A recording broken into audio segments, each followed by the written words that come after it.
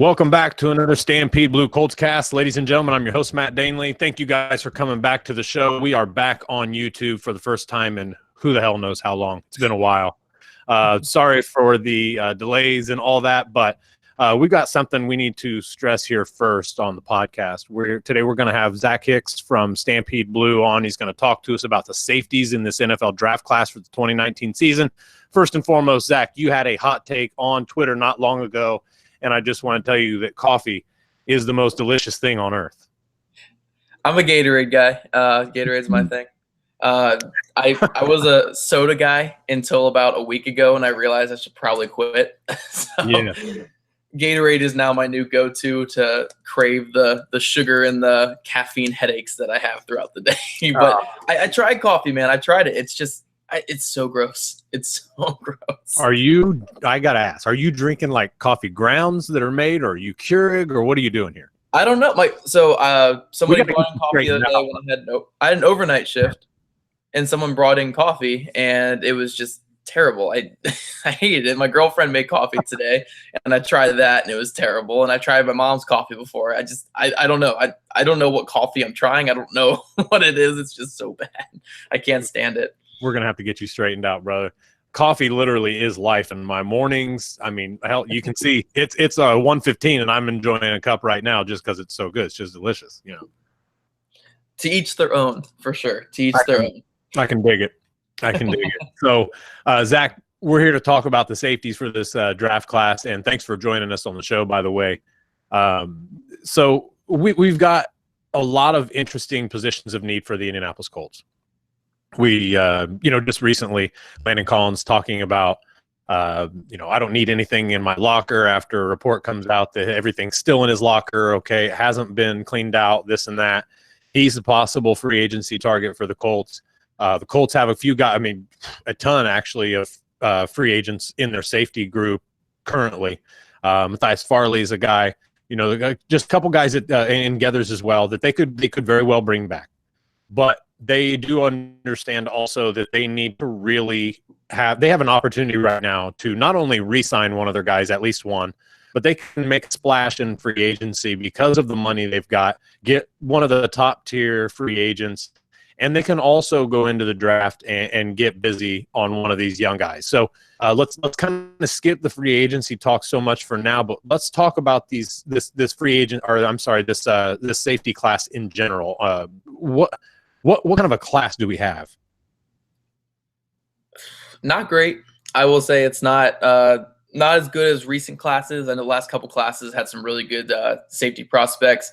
Overall, I see this as being more of a you're going to have a lot of role players in this class, maybe a couple guys with upside, which we'll talk about here in a few minutes. But overall, I just don't think it's that great of a safety class. I know there's a couple analysts that are really high on it, but overall, outside of a couple guys who have some upside, I really don't see this as a great safety class right now. Is it like a top-heavy group, or is it just literally that there's just only a couple guys that are that it should even be drafted? I don't mean to go that extreme. I mean, in top couple 3 rounds. No, in terms of top-heavy, it's not first-round top-heavy. I think that you'll see a lot in that second to third round range. So I do think there's going to be a good mix of guys in there who could be starters in the NFL. Maybe even a couple Pro Bowl type guys. But I'd say there's probably 5 to 7 guys that go in that second to third round range. But after that, it's a lot of pick your flavor in the day 3 type guys who could have an impact. But overall, you're not really going to have that, Jamal Adams type guy in the first round. You're not going to have a Malik Hooker type guy in the first round. You're going to have a lot of, guys who could be solid starters. If the best safety in this class is a guy like Nasir Adderley, I think his career arc is going to be similar to a guy like Marcus Williams, So if that's your best guy in the class, it's still a good player. It's just not a complete difference maker. A lot about him in particular. Now, I haven't heard a lot of, like you said, I have not heard a lot about this class in general at safety, but Adderley's been a guy that I've continually heard over and over. Yeah, he's very good. He has all the upside in the world. He is very rangy. He comes downhill with aggression. He loves to come downhill. His run feints are great though when he does it, but he does like to come downhill. My biggest flaws when I watch his film is he doesn't really have he's not Malik Hooker range. And I think that's where people are getting confused. They see the highlight plays, him running all the way across the field. It's like, okay, this guy has Malik Hooker range. It's not Malik Hooker. Adderley's going against FCS quarterbacks. FCS quarterbacks barely have an arm. They can't push the ball down the field like Hooker was going against in college. So it does look a little different. And then when you really watch his film, when you watch his the zoomed out all 22 film, a lot of his range is schemed range. It's a lot of he's sprinting to a spot before the ball's thrown. So he already has a running start going that way. And with all that said, though, he has good range. Don't get me wrong, very good range, and he has high upside, like a Marcus Williams type, who is playing really well for the Saints now. I just don't see him as a, again, to compare him to Malik Hooker. A lot of people are throwing Malik Hooker out there for him. I don't see that. I don't see him being that good of a prospect. He's a good player, and he could be safety one in this class. I have enough, I have too many questions with his game to kind of throw him up that high, if you know what I mean. For sure. One of the things that I notice about this class is, and correct me if I'm wrong, but I tend to want my safeties, and especially coming out of college, I would like for them to be in the 205 range or a little higher. Yeah.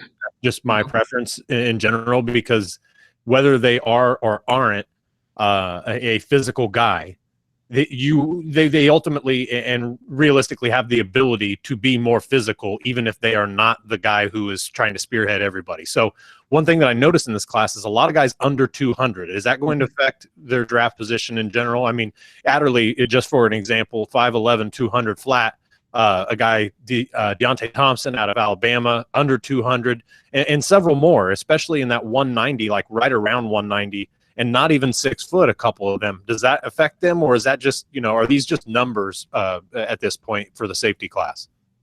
I don't know how much it really affects them. I think the way that NFL safeties are kind of leaning, it's a very center field centric game for safeties. They either like their safeties being really good in center field, which kind of does point to a lighter safety, and they like a lot of their safeties being good in man coverage in the slot because they like to be able to bring them down. So those kind of both do point to I guess slimmer safeties. I'm like you though, where I like to see them about in that 200 205 range. When I was at the Senior Bowl, when they were doing the weigh-ins, I was when the safeties come there, I'm like, just hit that 200 range for me, and I feel more confident. But I don't think NFL teams really look at it too much. I think when it's like a guy like Marquise Blair, who I'm sure we'll get to in a bit, but he weighed in at 180 at the Senior Bowl, like 180 pounds, and he's a downhill thumper, with a lot of range, but he comes down and like to hit guys. 180-pound guy who likes to come downhill and hit people, that's not going to bode well, I think. So it's obviously a case by case, but overall, I don't think the NFL values it as much as guys like you and I do when it comes to that 200, 205-pound thing. Yeah, I think that the main reason is because you want to be able to believe that they can match up with tight ends, and especially when you look at the league right now. Yes, it is the center field centric. I mean, great point there, but it's also we're dealing with the Kelce's and the other guys in this league, Vance McDonald's, and I mean, obviously there's a ton of them, even Eric Ebron or Jack Doyle for that matter. That is a real issue for the Colts right now. Obviously, I think Farley is probably the guy that you like. Probably better between he and Geathers in terms of the safeties that they could re-sign in order to match up with opposing tight ends. But that to me is a very, very real need for the NFL, is to find guys who can not only be fleet-footed enough, but have to be physical enough inside of 5 yards to be able to match up with these tight ends, get them off their route, and to be able to force that quarterback to find a secondary option.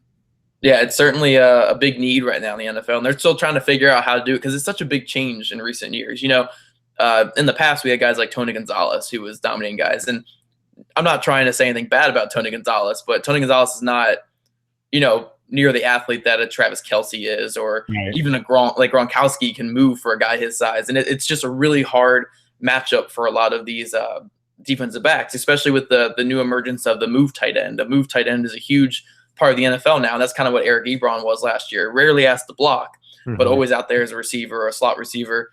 So NFL teams are still trying to figure that out. I think they're kind of just playing it kind of like in a play by ear type thing where it's like we have this smaller guy who can move with these tight ends and he's physical enough, but he might be like 190 pounds, 185, whatever. But he competes with them. But on the other side, though, they get like a linebacker who's like 220 but moves really well, and they're putting him on them. So I think they're trying to find their way with that. I do know that teams are really starting to value the tight end eraser as a safety. A guy like Obi Melifanu, who went I think round 2 to the Raiders a couple years ago, was billed as that tight end eraser.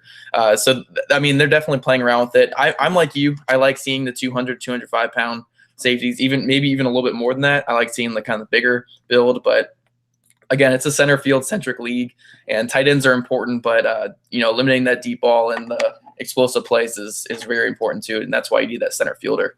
Do you think with that the NFL's kind of like maybe given up on trying to find like, and just a total for instance here, the next like type Cam Chancellor guy who can come under and seize underneath routes and just like erase those drags or those short 5-yard crossing routes to 10-yard crossing routes? Has the league kind of given up on that, you think, or is it just what we've been given lately? Yeah, I don't think they've really given up on it, but you are seeing more of a value in recent years in athleticism and coverage ability out of their safeties. I mean, for our draft guide we're doing, I like the way I'm grading safeties, like over half the grade is just on coverage and athleticism for my safeties, just because it's just what's important in the NFL game now. Obviously, run defense and tackling and instincts are great, but if you are not a great athlete and you can't cover as a safety, you're not going to get very far. You can be the most tenacious run defending safety ever, and they'll probably just move you more to a linebacker type role than have you as a safety, because the NFL is just so much faster now. I mean, you got guys like Tyreek Hill out there running past guys. You got guys like T.Y. Hilton who we're just watching them every Sunday, just running past 4.4 athletes at safety. So if you're a 4.6 athlete at safety, that's going to make it even harder. There will obviously be a couple guys like a Cam Chancellor type who will come in and just execute that role well. But I do think they're kind of starting to fade away from it in favor of athletes back there. I agree. And you just don't, it's not like you make them every day like Cam Chancellor. So that wasn't necessarily my point. But I mean, but you're right. I mean, and that's, it just seems like the way that the NFL is going right now. Folks, we're going to take a real quick break. If you're on YouTube, we're still here. But we'll be back in just about a couple seconds here right after this quick break. All right, folks, we are back. Here with Zach Hicks from Stampede Blue, still talking safeties. So let's talk about these guys individually now, Zach. Who's your top guy? Is it Adderley or is it another one of these safeties? So currently of the guys who I've finished the reports for, it is Adderley. But I'm assuming that Chauncey Gardner-Johnson out of Florida will be my number one guy. Just from what I've seen of him, I still need to watch like another game or two to feel comfortable. But from what I've seen from his 2017 film, he showed that he can play as a deep safety with the athleticism and the instincts and deep coverage. And then my only big issue with him in 2017 was he was a horrible run defender. Like, he couldn't tackle anything in 2017. The response to that was to put him near the line in more tackling situations, which I thought was going to be either disastrous or really good for him. Right. And fortunately, he really developed as a tackler, looked a lot more controlled, and really just kind of like got his entire game to more of a consistent level. So I really think he has potential to be my only round one safety grade in this class, and I think that he'll probably be my safety one. But Adderley's pretty close because, again, he has that upside on the back end. So where is their strengths? Is Gardner actually producing his run defense as a strength now, or is it simply that he's getting better? And what kind of a ceiling do you see for him in that regard? I saw someone the other day say Chauncey Gardner-Johnson reminds them of Kevin Byard in the NFL, and I think that's a pretty good. I mean, obviously, comparing anyone to an All-Pro type player is definitely pretty high, but right. Just from the way that he can cover, which you could see that all year when he was in the slot, he was covering slot receivers, he was covering tight ends. He covers at a really high level. He covers a lot of ground on the back end when he's playing deep safety. He can be interchangeable, but he can also come into the box now. So I wouldn't say tackling is necessarily a strength for him, but it's not a liability. Like last year, turn on the Tennessee game from last year and you'll see John Kelly throwing him around all over the field. It's embarrassing to watch pretty much. And that's why everyone was kind of low on him. But if you come into this year and you watch a lot of his film, he's a better tackler. He's not a liability in it. And if you throw that in with his coverage ability to cover tight ends, cover slot receivers, to cover over the top with his deep range, I think you have a pretty well-rounded safety on the back end. So I'm going to do this with really poor metaphor, actually. The other night I was watching Netflix. This is kind of a roundabout way of getting to my point. I could probably do it a lot quicker than this, but I was watching this movie on Netflix, something about awaiting further instructions. Well, I was looking for a movie. It was pretty intense through about an hour and 20 minutes of it. It was about an hour and 35-minute movie. And in the last 15 minutes, it gave me the worst, and I'm talking like the Blob type CGI ever in any movie that I've ever seen in my entire life, and I absolutely turned it off. Who is that guy in this class who looks great coming into college that just may not translate at all to the NFL and could fall on his face as he gets into the league? Ooh, that's tough. There's two guys that stick out to me, and I know people are probably going to disagree and be upset, but two guys who I really like how they play in college, and I think they're great for the college game, but I don't really know how they're going to translate to the NFL, and I'm really struggling with it. One's Deontay Thompson out of Alabama, and the other one's Darnell Savage out of Maryland. Starting with Thompson, Thompson has great instincts on the back end. He covers up a lot of his speed deficiencies with taking great angles and knowing how to get to the ball, and he's got great ball tracking ability. He's got great ball skills, but he's just not a great athlete, and he's not a good tackler. And I was asked the other day by my good friend and someone who we always bounce ideas off each other, Matty Brown from Field Goals. Yep. Yeah, we always talk safeties, and he asked me the other day, he said, how do you value a safety who's not fast and can't tackle? And that's a tough question because he does everything else right. He's just not a great athlete, and his tackling is poor. So where am I can't play him in single high. I can't really play him in the box. The only teams he really fits are like the Colts or in the Cowboys, who play a lot of too high type stuff. So it's a tough projection for him. And then jumping to Savage, Savage you can't trust whatsoever on the back end because he has no instincts back there. He allows a lot of big plays. And then he's a little bit small for the box, and he's not great in man coverage. But he comes downfield like nobody's business. He hits like a truck.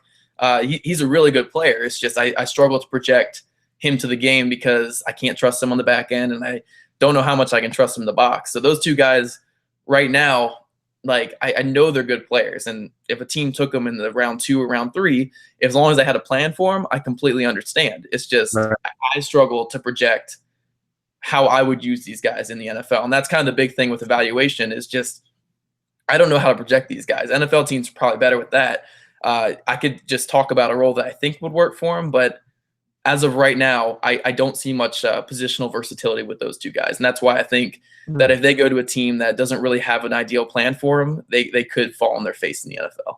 I understand that. That's a great explanation. So, and I think kind of what you were leading to is the diversity in their play style or their game plan. Or either one of these guys, I've not watched either one of their tapes. So what I'm asking is, and this is, it seems kind of like the generic question when you find a guy at one position that doesn't necessarily feel great. You look at them, okay, obviously neither of these guys are built like a linebacker, so they can't play, as that money backer type guy. They're both, well within that, 190 to 200 range and various heights for a possible corner, but do either of them possess the ability to have any extreme versatility in that regard, to be able to play corner or anything like that, in your opinion? Because obviously, have either one of these guys played corner in college at all? No, they haven't. And I think Savage potentially could play more of a slot position. Kind of like the Kenny Moore role a little bit last year, where it's kind of you use him in the slot, you can use him on the outside, kind of use him as like a hybrid blitzing type guy and run defender on the edge there. I think he could do that. And that's what I mean by having a plan for a guy, because Kenny Moore was the guy who the Colts came into this last season and said, okay, we have a plan for this guy. We're going to utilize him in every way that shows off his ability. Savage could excel in a role like that because I think, again, I don't trust him in press man. I don't trust him in deep coverage. But if you have him kind of more of a zone type scheme in the slot, allow him to come in and play run defense and kind of come downhill, he could be a good player. Thompson, I'm not trusting at all as a corner. The combine is going to show what a lot of people are worried about. I think he's going to run 4.6s, maybe, hopefully 4.6s. Right. And that's tough to say. Again, in today's NFL, if you're not a thumper and you're running 4.6s, where do you really fit? Instincts have to be at an elite level at that point. And they are. His instincts are great. His instincts are very good, and his ball skills are great. He takes great angles, and he really minimalizes his poor athleticism. It's just, again, on paper, a 4.6 athlete who struggles with tackling. That's tough to project. That's really tough. And as a result, he keeps kind of falling down my rankings because I just, how do I value him against, like, he doesn't wrap up, or is it that he just, that he takes poor angles on the tackles? Yeah, no, his angles are fine. He just kind of falls through. He just falls off of tackles. He doesn't really wrap up. It's very inconsistent with his tackling ability. And, at the end of the day, I'm finding myself struggling to project him like versus a guy even like Marquise Blair, who I don't love, but he has elite range on the back end. Has the mentality to crush people, and he can crush people. So like I can kind of see what I can do with him. Where Deontay Thompson, I don't really know what I can do with him in the NFL, unless he, if he goes to the Colts and he can play more of a 2-high type thing, I can see that. But overall, like many teams, I don't really see where he fits with many NFL teams.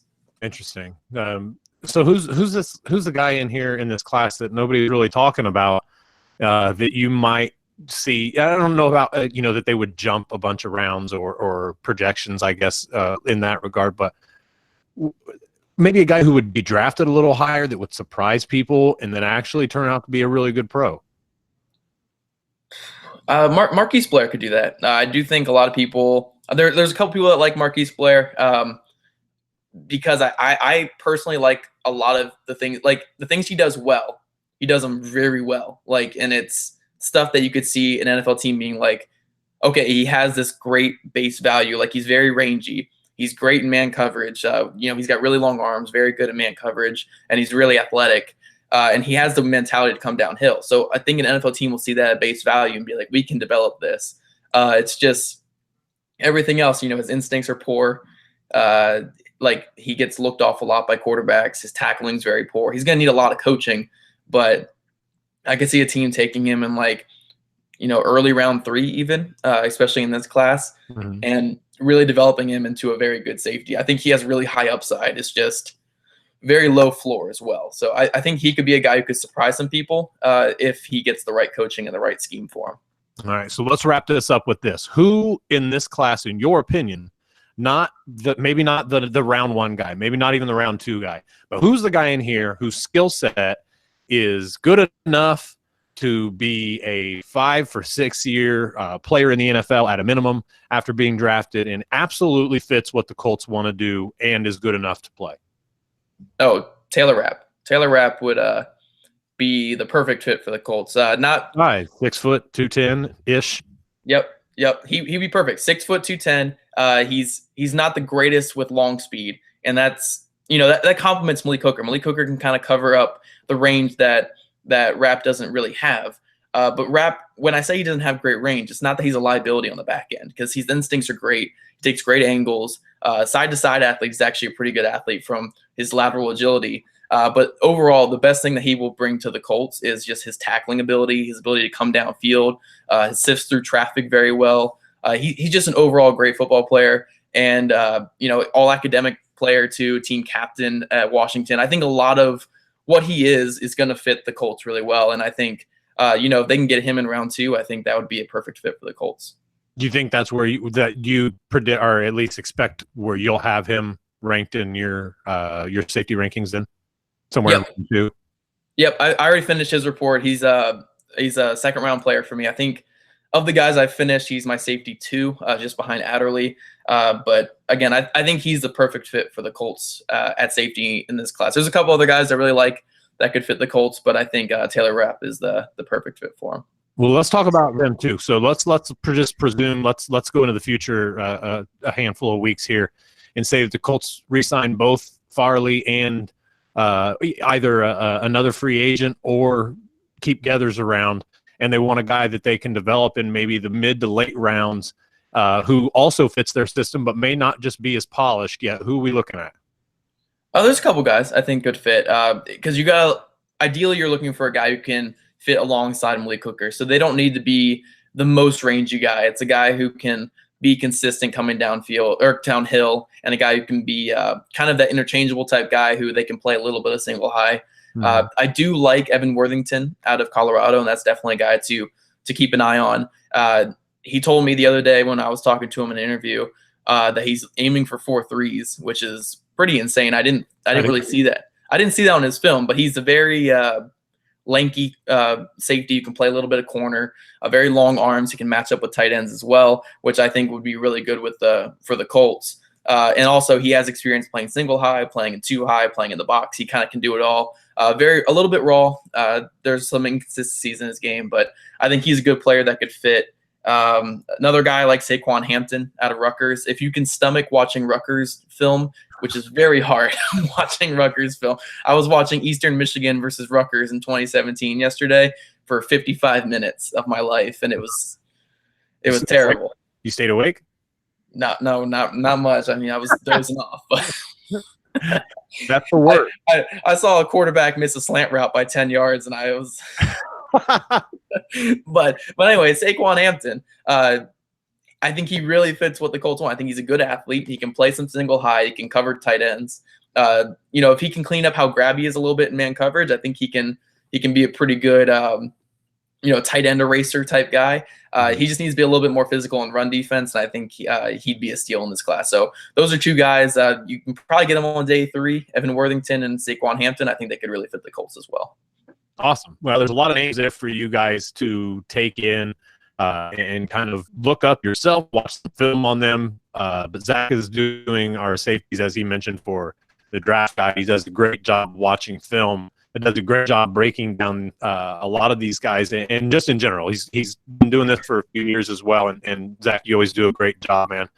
I want to talk really, really quick, just as a quick earmark or landmark for the end of this show. What do you actually see happening with the Colts safety crew through free agency, signing their own guys? This is kind of an odd situation, and I don't mean odd, but it's strange to have so many safeties being free agents at the end of the year, and then to have 2 to 3 guys who could easily come in and not. I don't think there would be any detractions of skill, honestly, in that regard. But you do have new faces. Do the Colts really want to do that, bring in new faces and not make a serious upgrade? I mean, do they say that they don't like what maybe Gathers brings as an overall player and try to get somebody who fits a little bit better in scheme, or what exactly do you think they do? Yeah, there's definitely a lot of options, and it's a good problem to have when you have $100 million in cap space and you have 11 draft picks to address a couple positional needs, of a playoff team. It's a pretty good position to be in. That's right. I think Farley's going to be back. I think most of us can agree that Farley will be back, especially at a pretty cheaper deal. And I think if it were, from what I can assume, I think there are 2 options in free agency. I do think that they will look at a guy like Adrian Amos or a guy like Landon Collins. I think they will have some interest in those guys. I don't think they're going to try to break the bank. I don't think they're going to try to, really hurt their long-term salary cap by throwing so much money at these guys. Because overall, I mean, last year, again, if you didn't think Gathers played well, you don't think Hooker played well, the team was still top 15 in defense and made the playoffs. So, and didn't allow a lot over the top. Yeah. So, overall, throwing a bunch of money in that position to upgrade it may not make the impact that you would assume it would make. And that comes from a safety guy, and I love safeties, and I want the best safeties, on every team. So it might not be that much of positional value on this team. But, I can see them looking at a guy like Landon Collins because he fits really well with what they want and what they can do. Or an Adrian Amos would be a great fit. But I really like him. If I had to guess, though, I would really think that they're going to bring back Gathers and Farley, and I think they'll try to draft a guy in probably day 2 to kind of come in and fill a role in there, and then they'll kind of roll in with their 4 or 5 safeties, and that's some solid guys there. If you get like a Taylor Rapp in early round 2, you get Gathers back to be your special team sub player, Farley to kind of be like a sub player, and then Odom, who was a special teams, really good special teams player. I know a lot of people did not like him as a starter last year, and And yeah, he wasn't great when he came in late. He did pretty damn well, though, in my opinion, for a guy who's a spot player. Yeah. Yeah. For an undrafted free agent who was a special teamer for most of the year to come in and like he made a couple mistakes, but what do you expect? He was an undrafted free agent. Yeah. I think they're going to roll into the year with those kind of 5 guys. I think, a guy like Rapp or a guy like Chauncey Gardner, if he falls the second round, would be great. I think they're going to want to get young on that back end there. But, it wouldn't shock me if they went after a guy like Landon Collins or Adrian Amos at all. Yeah. So, and that was kind of mine. I agree with you. I think that Farley is if he wants to come back, I think that's kind of a no-brainer almost to bring him back. Just you love his leadership. You love that he is instinctual enough, not elite speed by any means, but fast enough to make plays out of the single high, and is a hitter and loves to hit. And I'm confused as what they may or may not do with Geathers, though. I really am. I just don't know. I can't read the room on that one, so to speak. I feel like it wouldn't hurt my feelings, obviously, if they re-sign him. I think Geathers is a pretty solid player, but it wouldn't shock me a bit to see them say, no, we're going to let him go, or let him hit free agency, and we're just, we're not interested in signing him. Injury history, subpar play at times, just not a he's not an asset in every part of the game. The Colts really need assets on the back end this year, especially coming into 2019. So I'm interested to watch his safety group. It's a fun group to watch, and it's an interesting situation, going through free agency and the draft and everything else for the Colts. So, man, Zach, thank you for giving us the lowdown on the safeties of this draft class and your opinions here on free agency and so on and so forth. Excellent work from you. We look forward to seeing what you've got in the draft guide for us, and we're not going to give too many things away. But who are a couple of the guys that you've got in the top 10 here that maybe somebody else doesn't have, or that most of the analysts would not have, do you think? Yeah, so I know that he's been a popular name recently, but Malik Gant out of Marshall, he's a guy that you would really like, Matt. He's a hitter, a thumper, like 205, 210. And he doesn't just tackle guys; he tackles like 3 yards through them. Like he is an absolute thumper, and he's athletic too. Like his instincts aren't great on the back end, ball skills aren't great. But if you want a guy who will tackle through guys, who's a thumper, along with being athletic, he's a blast to watch. So he'll probably be my top 10.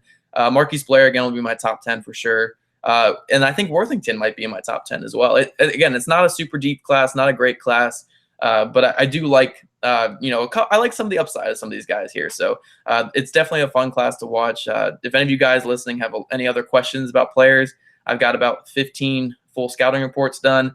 I'm trying to get up to like the 30s. Obviously not all 30s are going to be put in the draft guide, but I'm trying to get into like the 30s so I feel comfortable with this class. Excellent, man. Can't wait to read them. Can't wait to see your insights on the rest of these guys. So if you guys aren't following Zach on Twitter right now, Zach, hit him with your Twitter handle, brother. Yeah, at Zach Hicks 2. Follow me on Twitter for some horrible coffee takes. Apparently, absolutely terrible coffee takes. I've been ratioed today. That's the term. I've been ratioed really bad. Everything else, though, if you got him talking football, you're in good shape. Forget about the coffee talk. Just bypass all of that. So, most importantly, Zach, thank you again, man. We appreciate your insight and coming on the show. Yeah, thanks for having me, man.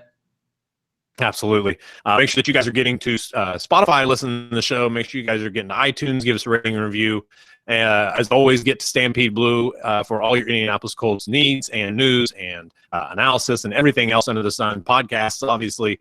And make sure that you guys are following the whole Stampede crew on Twitter and everywhere else that we've got you guys locked down. So for Zach Hicks, thank you, my man. And the rest of you, we'll talk to you guys soon right here on the Colts Cast.